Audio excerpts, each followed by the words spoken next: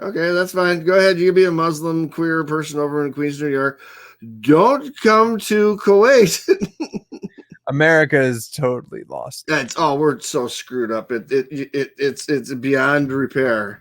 I And think that's they. what here's what I've noticed is when there's essentially a thing where the establishment, and just to fuck with the Democrats and the Republicans, the establishment whose goal is strictly people management, making sure financial centers are profitable and that the society continues and the markets go in the way that benefits all the other interests. When you notice that there's an interesting thing. You have these pockets of metropolitan areas that can function, and you have your 10% black population, your 10% immigrant population, and it still functions. And you have your Indians and your Mexicans basically doing the thing where they pretend to be white people and they plug in Yeah, everybody and does what they're. Yep. and like the future wise and intellect wise and where that leads, still not great, but it functions. And you notice that once things get beyond 15, 20, 16%, 20%, that it's almost like whoever the gatekeeper is for the county boards, for the school boards, for the courts, and for the city councils, those gatekeepers are the first to leave. And you see the project managers and the real estate developers, then you see that circle getting infiltrated. So for whatever reason, the establishment basically goes, well, fuck this, I'm out.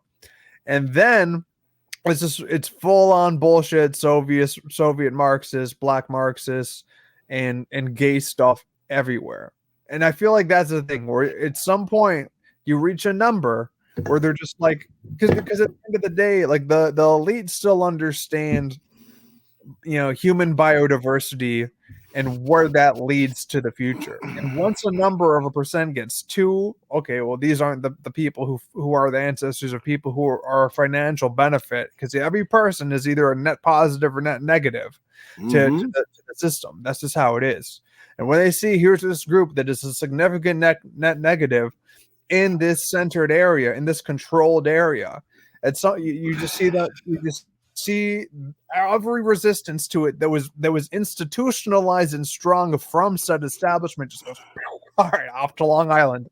Well, okay, so the only way I foresee this ever changing right now is that when the Muslims have a big enough force in the United States, and they're getting there. They're very vocal, and they're very communicable. They're very communicable, very community organized.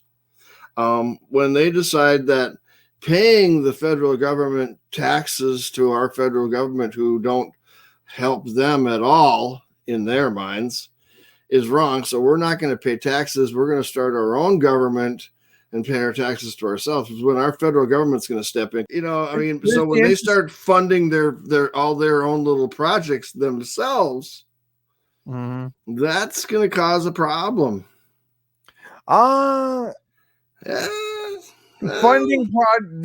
Doing projects versus funding projects, those are two different things. So okay. That's true. I know what you mean. Okay, yeah, I understand.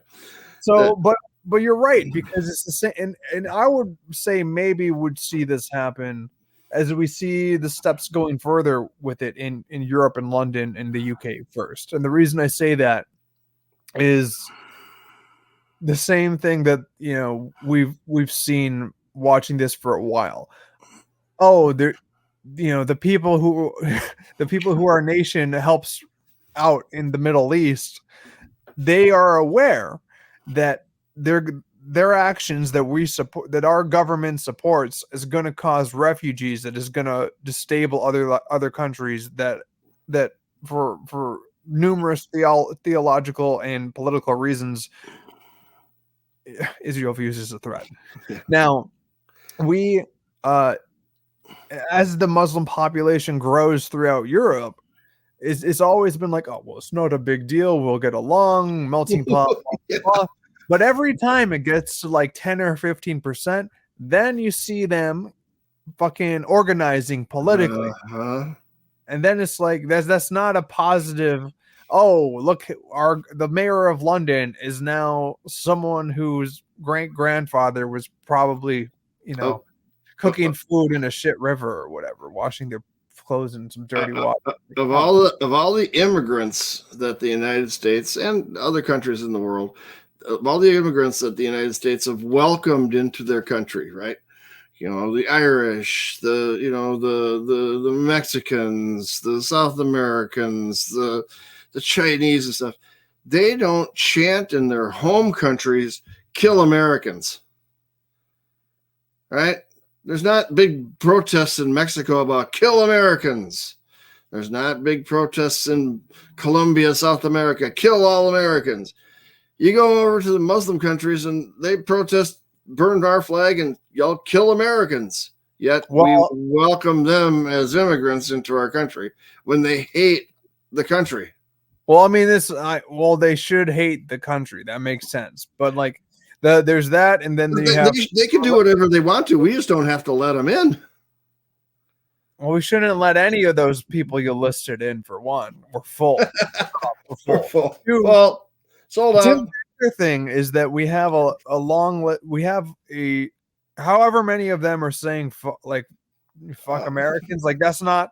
I have questions with how often that specifically is happening, but the big issue is that they're smart to the geopolitical field because they get to see the effects of that about who we fund in the Middle East, and they know that we are the beating heart behind it. Yeah. So it's like, if our government, we ain't funding wars. If our government, did that, is doing that, it's like, well, yeah, I understand why you'd be upset with that. If we stop doing that, which we're not going to, our government's not going to do, then but I don't know, you don't, Israel doesn't destabilize another country and then take in their refugees. That's not how it works. they just destabilize another country and then close the border and go, there, you're fucked. Could you imagine? Let's paint that picture real quick. Our money goes to Israel. Part of our tax dollars go to Israel. Let's rephrase that again. Part of our tax dollars goes to weapons that our government ships to Israel that is used on other people and people from those countries. People from those countries get destabilized and then become refugees. At which point, you're not going to move to the country that's destabilizing you. Stabilize you, right? Unless you're Mexican, in which case, what the fuck happened to the Southwest? But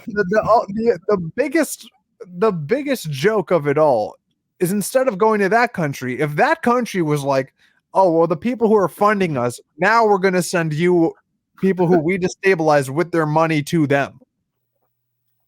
Can you imagine screwing someone over and being like, sending people to screw someone else over and paying for it, and then like inviting them over to your house? Like, how the fuck? Look, I'm really sorry. Come on in. What the fuck? How did the people in Germany feel about sending a payment every year to Israel? Yeah.